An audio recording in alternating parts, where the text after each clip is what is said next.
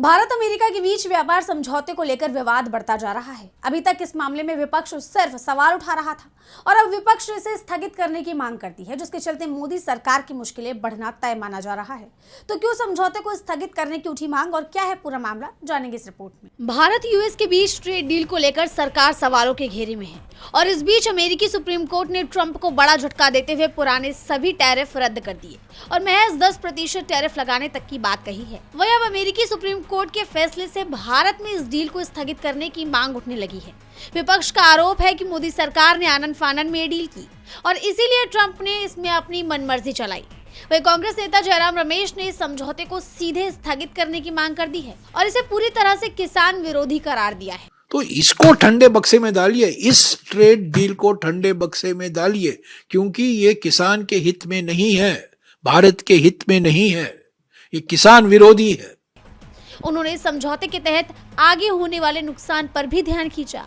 उन्होंने कहा, महीने में इसका असर होगा, आयात की उदारीकरण होगा ना, आयात कर घटाया जा रहा है, निर्यात 20 साल के बाद होगा और आयात अभी करेंगे, इसमें क्या मतलब है? इसमें संतुलन ही नहीं है। संतुलित आधार होना चाहिए, संतुलित समझौता होना चाहिए, इसमें बिल्कुल संतुलन नहीं है। आयात हम अभी करेंगे और निर्यात 25-20 साल के बाद होगा। तो इसीलिए हम कहते हैं, हमारी मांग है इसको ठंडे बक्से में डालिए, बस। कांग्रेस नेता जयराम रमेश ने इस डील को डील की जगह दबाव करार दिया और कहा कि संतुलित डील का मतलब संतुलित होता है, यानी कि लेन और देन।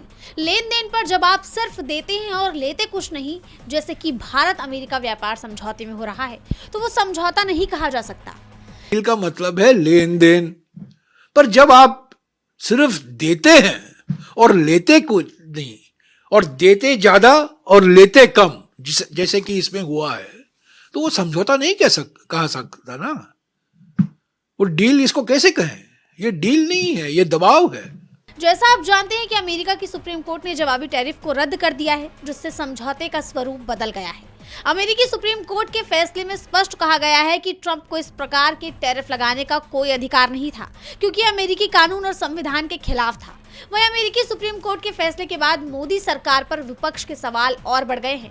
विपक्ष लगातार सवाल उठा रहा है कि आखिर मोदी सरकार को ऐसी क्या जल्दबाजी थी, जबकि सबको मालूम था कि ट्रंप के जवाबी टैरिफ को वहां के सुप्रीम कोर्ट में चुनौती दी गई है और उस पर रोक लग सकती है। और अब विपक्ष ने इसे सीधे तौर पर स्थगित करके दोबारा से विचार करने की मांग उठाई है। डीबी लाइव की रिपोर्ट।